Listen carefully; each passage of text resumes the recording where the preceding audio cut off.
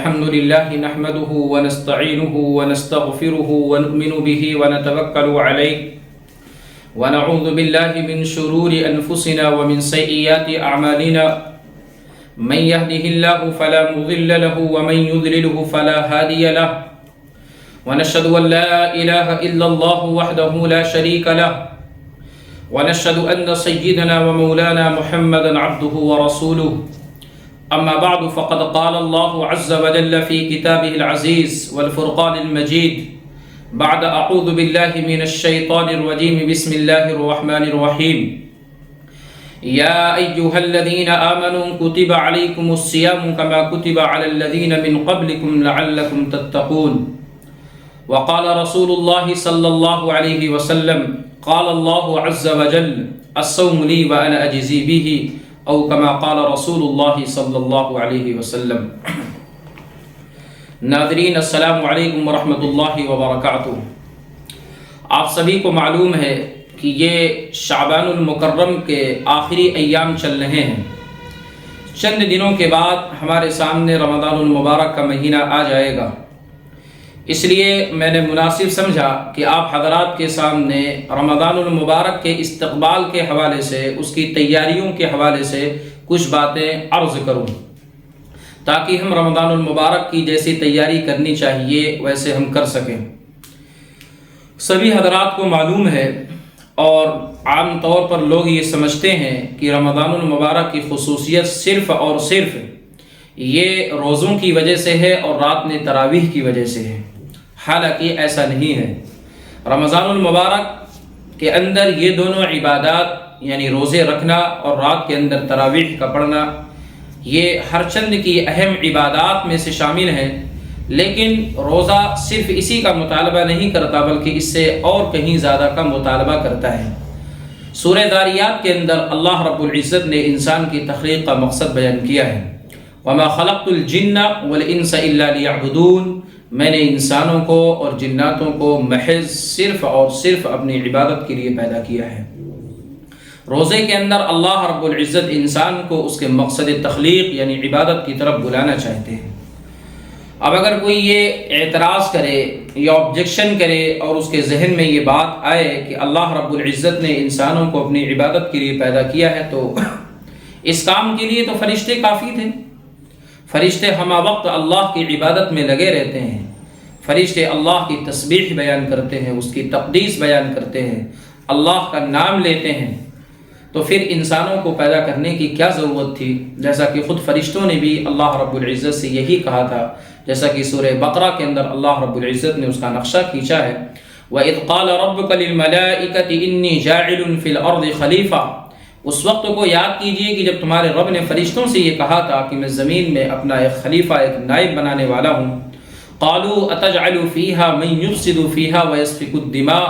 فرشتوں نے یہ کہا تھا کہ آپ روئے زمین کے اوپر ایسی مخلوق پیدا کرنے جا رہے ہیں جو زمین کے اندر خونریزی کرے گی، زمین میں فساد برپا کرے گی، لوٹ کھسوٹ کرے گی، کیا ہم آپ کی عبادت کے لیے، آپ کی تسبیح اور تقدیس کے لیے کافی نہیں ہے؟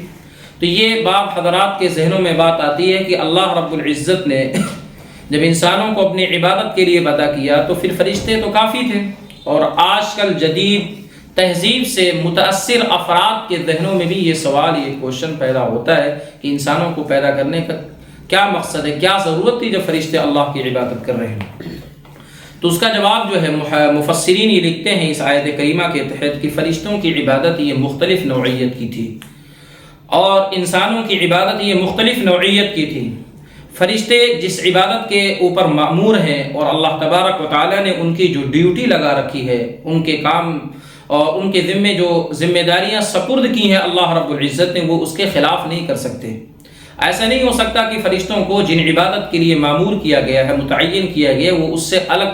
تھلگ رہ کر کے کوئی کام کریں۔ فرشتوں کو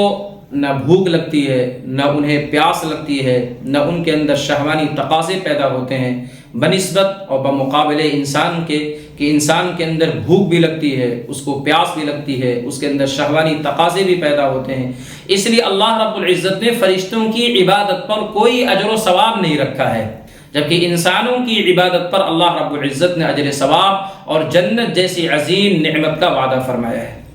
تو فرشتوں کی عبادت یہ کوئی کمال کی بات نہیں ہے، انسانوں کی عبادت یہ کمال کی بات ہے۔ آپ اس کو ایک اگزامپل سے بھی سمجھ سکتے ہیں، ایک مثال سے بھی سمجھ سکتے ہیں۔ ایک شخص ایسا ہے جس کے اندر آنکھ ہی نہیں ہے، نابینا شخص ہے، اس کی قوت بصارت ہے ہی نہیں، اس کے پاس نابینا ہے۔ اب اگر وہ نابینا شخص یہ کہے کہ میں اتنا بڑا متقی ہوں، اتنا بڑا پرہیزگار ہوں کہ میں ٹی وی نہیں دیکھتا، میں فلم نہیں دیکھتا، میں فحش ویڈیوز نہیں دیکھتا، یا میں کسی غیر محرم پر نظر اٹھا کر کے نہیں دیکھتا، تو یہ اس نابینا شخص کا کوئی کمال نہیں ہے۔ اور ایک شخص وہ ہے جس کو اللہ رب العزت نے آنکھ بھی دی ہے، اس کو قوت بصارت بھی عطا کی ہے، دیکھنے کی ایبیلٹی اور صلاحیت بھی اس کے اندر ہے، اس کے باوجود بھی جب اس کے دل کے اندر ایک داعیہ پیدا ہو، ایک جذبہ پیدا ہو، ایک میلان پیدا ہو کسی غیر محرم کی طرف نظر اٹھانے کا، تو وہ محض صرف اور صرف اللہ کے استحضاء کے تصور سے اپنی نگاہوں کو نیچا کر لے۔ تو بظاہر نابینا شخص جس کی آنکھ نہیں ہے وہ بھی گناہ سے بچ رہا ہے، اور بینا شخص جس کو اللہ رب العزت نے آنکھ دے رکھی ہے وہ بھی گناہ سے بچ رہا ہے، لیکن دونوں میں زمین اور آسمان کا فرق ہے۔ پہلے کے اندر گناہ کرنے کی صلاحیت ہی موجود نہیں ہے، دیکھنے کی صلاحیت ہی موجود نہیں ہے، اور دوسرے کے اندر دیکھنے کی صلاحیت موجود ہے، اس کے باوجود بھی وہ صرف اللہ رب العزت کے استحضار کے تصور سے اپنے آپ کو گناہوں سے روک رہا ہے۔ تو یہی حال انسان کا بھی ہے اور فرشتوں کا بھی ہے۔ فرشتوں کے اندر گناہ کرنے کی صلاحیت موجود نہیں ہے، تو اب اگر وہ گناہ نہیں کر رہے ہیں تو ان میں ان کا کوئی کمال نہیں ہے بنسبت انسان کے کہ اس کے اندر ساری چیزیں موجود ہیں۔ انسان جب اس دنیا کے اندر آیا ہے تو اپنی ساری حاجات اور اپنی تمام ضروریات کو لے کر کے اس دنیا کے اندر آیا ہے۔ یہی وجہ ہے کہ انسان کتنی ہی اعلیٰ سے اعلیٰ مقام پر، اونچے سے اونچے مقام پر پہنچ جائے، لیکن وہ کھانے اور پینے سے مستغنی نہیں ہو سکتا، کھانے پینے سے بے نیاز نہیں ہو سکتا۔ یہی وجہ ہے کہ کفار نے انبیاء اکرام علیہم السلام پر اعتراض کیا تھا، جسے سورہ فرقان میں اللہ رب العزت فرماتے ہیں وَقَالُوا مَا لِهَذَا الرَّسُولِ يَأْكُلُ الطَّعَامَ وَيَمْشِي فِي الْأَسْوَاقِ، یہ رسول کیسے ہیں، یہ پیغمبر کیسے ہیں، یہ تو کھاتے بھی ہیں، یہ تو پیتے بھی ہیں، وَيَمْشِي فِي الْأَسْوَاقِ، یہ تو بازاروں میں گھومتے پھرتے ہیں۔ تو کفار نے انبیاء اکرام علیہم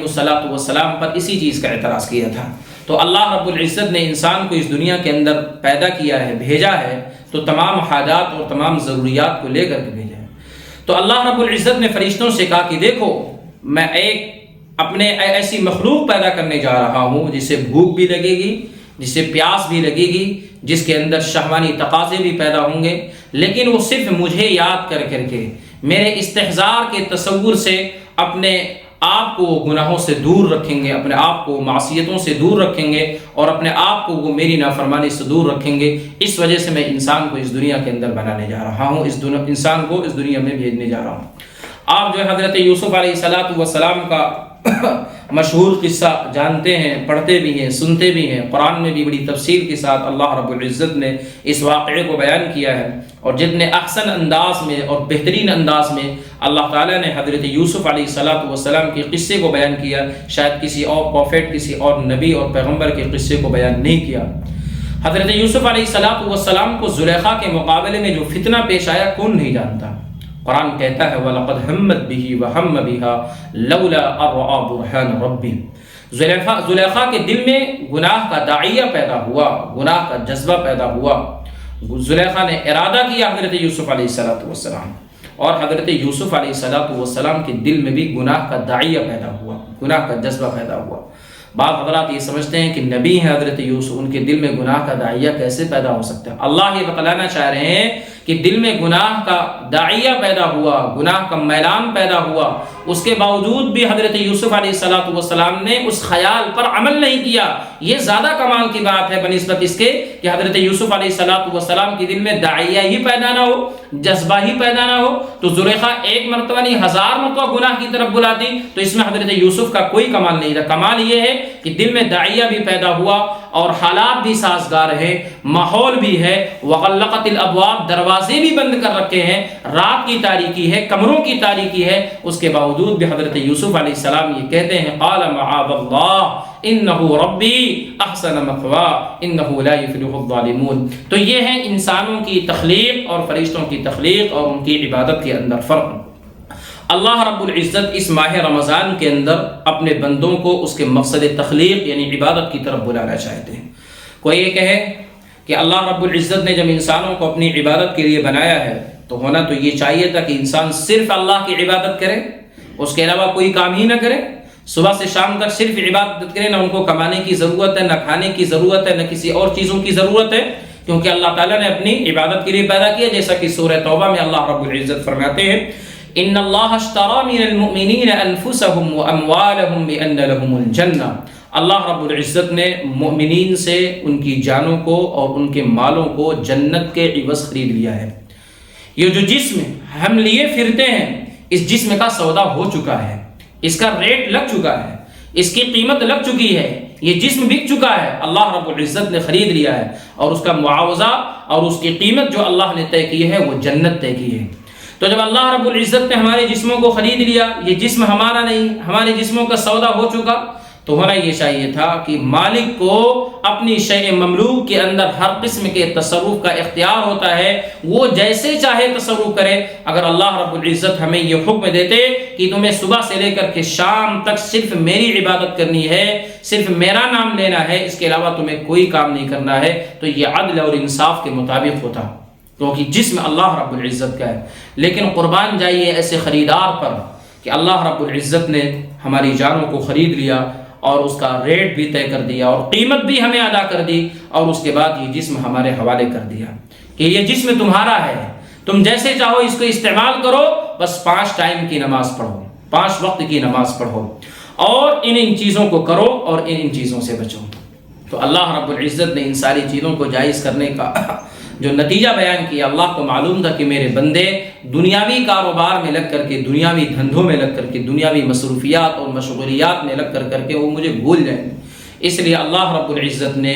وقتاً فوقتاً ایسے اوقات دیے ہیں، ایسے مہینے دیے ہیں کہ 11 مہینے دنیاوی مصروفیات میں لگنے کی وجہ سے، دنیاوی کاروبار اور دھندوں میں لگنے کی وجہ سے ہمارے دلوں پر جو غفلت کے حجاب اور پردے پڑ گئے ہیں، اللہ رب العزت نے یہ ایام یہ اوقات اس لیے دیے ہیں کہ ان ایام میں، ان اوقات میں، ان وقتوں کے اندر تم مجھے یاد کر کر کے، میری اطاعت، میری فرمانبرداری کر کر کے، میری عبادت کر کے تم اپنے دلوں پر پڑے ہوئے حجاب کے پردوں کو اٹھا لو، اور اپنے دلوں پر جو گناہوں کا زنگ لگ چکا ہے، جو میل لگ چکا ہے، اس کی واشنگ کروا لو، اس کو دھلوا لو۔ اس لیے اللہ رب العزت نے یہ مہینہ ہمیں دیا ہے کہ 11 مہینے دنیاوی کاروبار، دنیاوی دھندوں، دنیاوی مصروفیات، دنیاوی مشغولیات، بات چیت کرنا، گناہ کرنا، ہر قسم کے گناہوں کی وجہ سے جو ہمارے دلوں پر زنگ لگ گیا ہے اور ہمارے دلوں پر جو غفلت کا حجاب اور پردہ پڑ گیا ہے، اللہ تعالیٰ نے یہ مہینہ اس لیے مسلمانوں کو دیا ہے کہ اس غفلت کے پردوں کو اٹھا لو اور اپنے میل کو صاف کر لو، اس کو میل کو دھلوا لو اور اللہ رب العزت سے اپنی بخشش کرا لو۔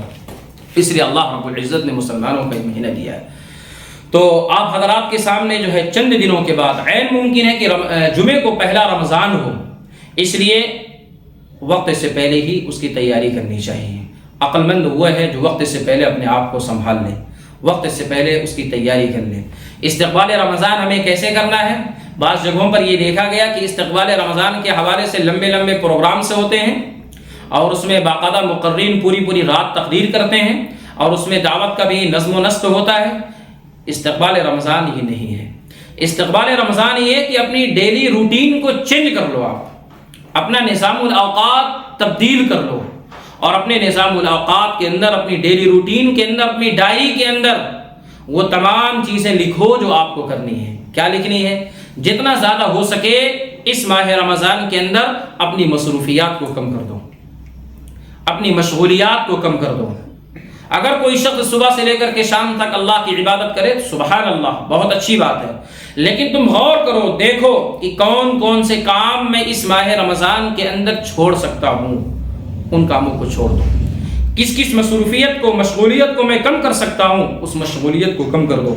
کن کن امور کو، کن کن کاموں کو میں رمضان کے بعد تک مؤخر کر سکتا ہوں، اس ماہ رمضان کے اندر ان کاموں کو مؤخر کر دو۔ اگر آپ نے اپنی مشغولیات کم کر لی، آپ نے اپنی مصروفیات کم کر لی، آپ نے ان کاموں کو رمضان کے بعد تک مؤخر کر دیا، تو واقعتاً آپ جو ہے استقبال کے اور اسی طریقے سے مبارکباد کے مستحق ہیں، اور صحیح معنوں میں رمضان المبارک کی جو روح ہے اور رمضان المبارک کے جو انوار و تجلیات ہیں وہ صحیح معنوں میں آپ کو نصیب ہوں گے، ورنہ جو ہے رمضان آیا اور چلا جائے گا، آپ کو اس کا احساس بھی نہیں ہوگا۔ عام طور پر اس مہینے کے اندر لوگ زیادہ سے زیادہ نوافل پڑھنے کا اہتمام کرتے ہیں، قرآن کریم کی تلاوت کرتے ہیں، دن میں روزے بھی رکھتے ہیں، اور اسی طریقے سے رات میں تراویح بھی پڑھتے ہیں۔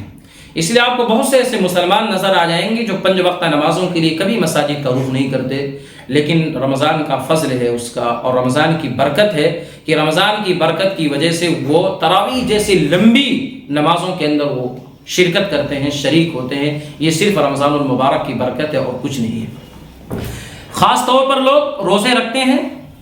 نفلی عبادات کرتے ہیں، اچھی بات ہے، لیکن ایک اہم چیز کی طرف میں آپ لوگوں کی توجہ کو مبذول کرانا چاہتا ہوں کہ رمضان المبارک کے اندر اس چیز کا اہتمام کریں۔ نفلی عبادات الگ چیز ہیں، لیکن جتنا زیادہ ہو سکے آپ معصیت سے بچیں۔ اس ماہ رمضان کے اندر اپنے آپ کو گناہوں سے بچائیں، اپنے نفس کو گناہوں سے بچائیں، اپنے نفس کو کنٹرول میں رکھیں،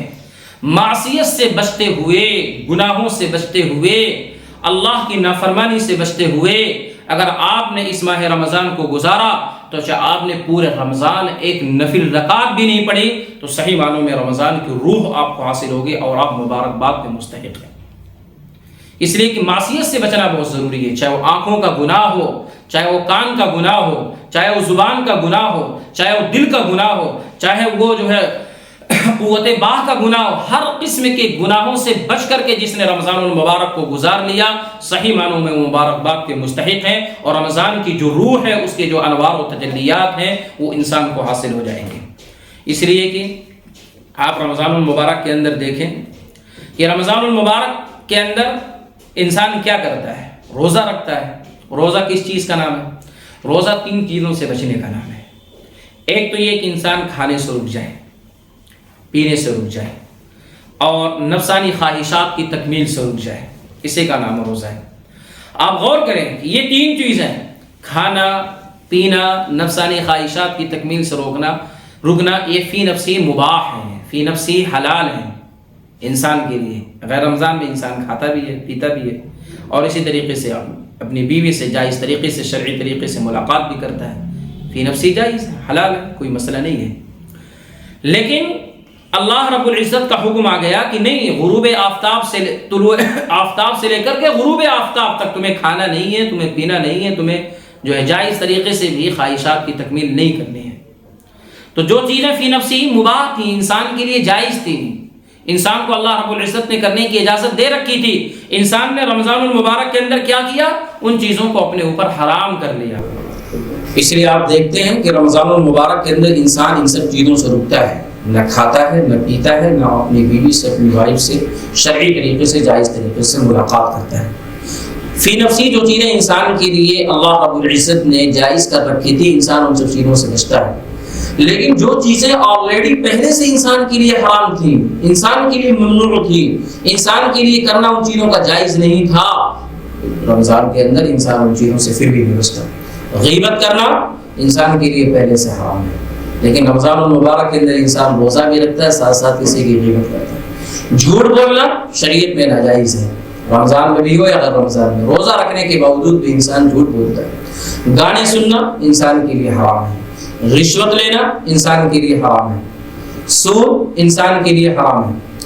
اسی طریقے سے بہت ساری چیزیں ایسی ہیں جو انسان کے لیے حرام ہیں، اس کے باوجود بھی انسان رمضان المبارک کے اندر کرتا ہے۔ تو جو فی نفسی چیزیں حلال تھیں اس کو تو کیا انسان نے، اور جو چیزیں پہلے سے انسان کے لیے حرام تھی ان چیزوں سے انسان نہیں بچتا۔ اس لیے گناہوں سے، معصیت سے اپنے آپ کو محفوظ رکھ کر کے اپنے نفس کو کنٹرول کر کے رمضان المبارک کو گزارنا ہے۔ اس لیے کہ اللہ رب العزت خود یہ فرماتے ہیں، جس انسان نے صبح سے لے کر کے شام تک اپنے نفس کو روکا، کھانے سے بھی روکا، پینے سے بھی روکا، اور نفسانی خواہشات کی تکمیل سے بھی اپنے نفس کو روکے رکھا، لیکن اگر وہ جھوٹ بولا، مجھے ایسے بندوں کے بھوکا رہنے اور پیاسا رہنے کی کوئی ضرورت نہیں ہے۔ اس لیے کہ جو چیزیں انسان کے لیے پہلے سے حرام تھی وہ خود کر رہا ہے، اور کھانے سے رک جانا، پینے سے رک جانا، نفسانی خواہشات کی تکمیل سے رک جانا، یہ تو پھر کوئی کمال نہیں ہوا۔ کمال تو یہ تھا کہ جو چیزیں پہلے سے حرام تھی رمضان المبارک کے اندر اس کو بھی اپنے لیے حرام کر کے رکھتا۔ تو اس کی طرف جو ہے ہمیں خاص توجہ دینے کی ضرورت ہے کہ معصیت سے بچنا ہے، گناہوں سے بچنا ہے اور اپنے نفس کو کنٹرول میں رکھنا ہے۔ اس طریقے سے اگر گناہوں سے اور معصیت سے اپنے آپ کو بچا کر کے اگر رمضان المبارک کے روزے رکھیں گے، رات میں قیام کریں گے، تراویح پڑھیں گے، تو اللہ رب العزت بے پایا اور ثواب ہمیں عنایت فرمائیں گے اور صحیح معنوں میں رمضان المبارک کے انوار و تجلیات ہمیں نصیب ہوگی اور ہم محظوظ بھی ہوں گے ان نعمتوں سے۔ تیسری چیز اس رمضان المبارک کے استقبال کے حوالے سے یہ عرض کرنا چاہتا ہوں کہ اگر ہو سکے تو آپ حرام رزق سے بچیں، اس لیے کہ آپ روزہ کس کے لیے رکھ رہے ہیں؟ روزہ آپ اللہ کے لیے رکھ رہے ہیں۔ صبح سے لے کر کے شام تک آپ بھوکے اور پیاسے رہتے ہیں، کس کے لیے رہتے ہیں؟ اللہ کے لیے رہتے ہیں۔ تو جب آپ شام کے وقت افطار کریں تو آپ جو ہے حلال رزق سے افطار کریں۔ سحری جب کھائیں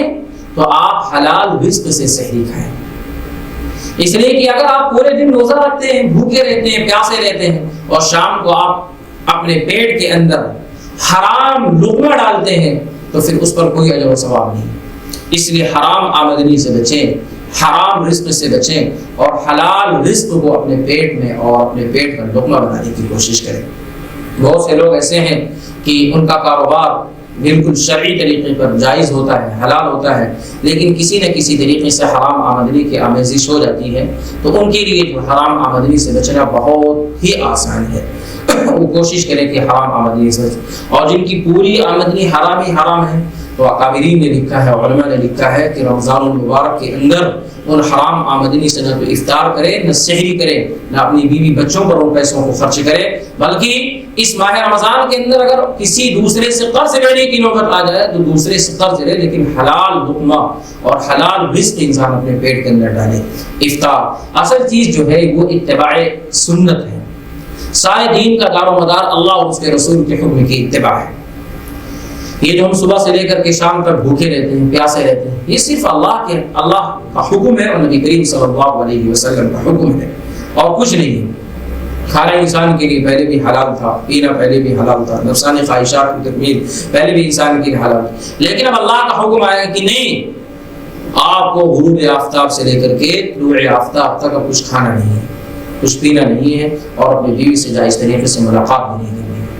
یہی وجہ آپ دیکھتے ہیں کہ حدیث قدسی ہے، اللہ کے نبی یہ فرماتے ہیں، خود اللہ ہے فرماتے ہیں، اللہ کے نبی فرماتے ہیں، احب عبادی الی اعجلهم فطرا، کہ میرے بندوں میں سب سے پسندیدہ بندے،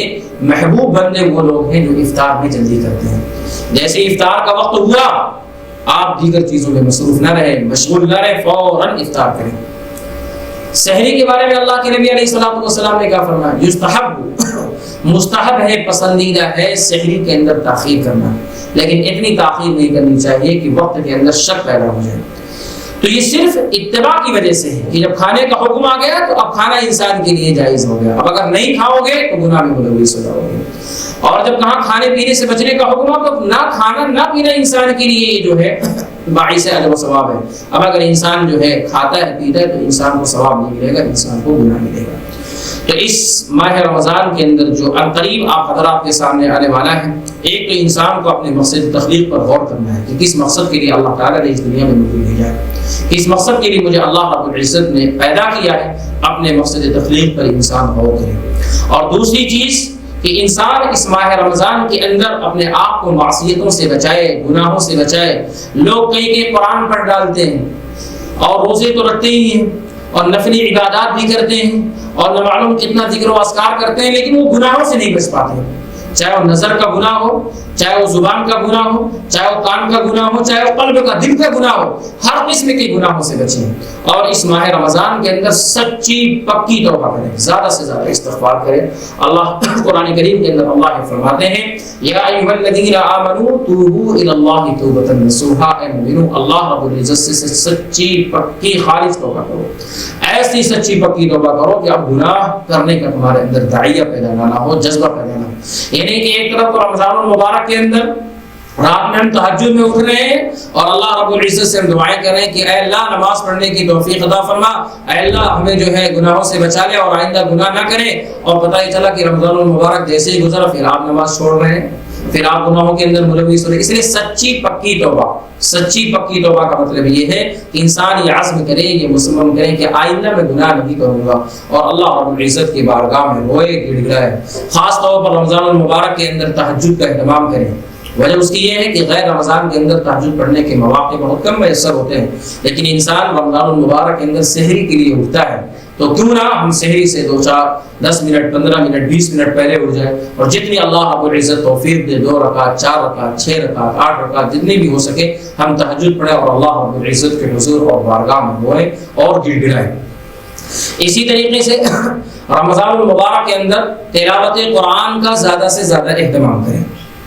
اکابرین کو دیکھیں، اپنے اسلاف کو دیکھیں، اپنے علماء کو دیکھیں، صحابہ کرام رضوان اللہ علیہم اجمعین کی سیرت اور ان کی زندگی کا مطالعہ کریں کہ وہ کتنا قرآن پڑھتے تھے. اور اس مہینے کو قرآن کریم سے تو خاص نسبت حاصل ہے. اللہ تعالیٰ نے اس مہینے کا انٹروڈکشن ہی کرایا ہے، شہر رمضان الذی انزل فیہ القرآن. یہ تو رمضان کا وہ مہینہ جس میں قرآن نازل کیا گیا. آپ علیہ الصلوۃ والسلام حضرت جبریل امین علیہ الصلوۃ والسلام کے ساتھ جو ہے اس رمضان کے اندر قرآن کا دور کیا کرتے تھے. ہمارے اکابرین کے بارے میں شیخ زکریا علیہ الرحمہ کے بارے میں آتا ہے کہ وہ تراویح کے علاوہ رات میں نفل میں قرآن پڑھتے تھے اور اسی طریقے سے دن میں وہ قرآن پڑھتے تھے. عثمان بن عفان رضی اللہ تعالی عنہ کے بارے میں یہ بات آتی ہے کہ وہ ایک رکعت میں پورا قرآن پڑھ ڈالتے تھے. اس لیے میں بچوں سے بھی، بچیوں سے بھی اور مرد حضرات سے اور خواتین سے سبھی سے درخواست کرتا ہوں کہ رمضان المبارک آنے سے پہلے ہی اس کی تیاری کریں، اس کا استقبال کریں، اپنا نظام الاوقات بنائیں، اپنی ڈیلی روٹین بنائیں،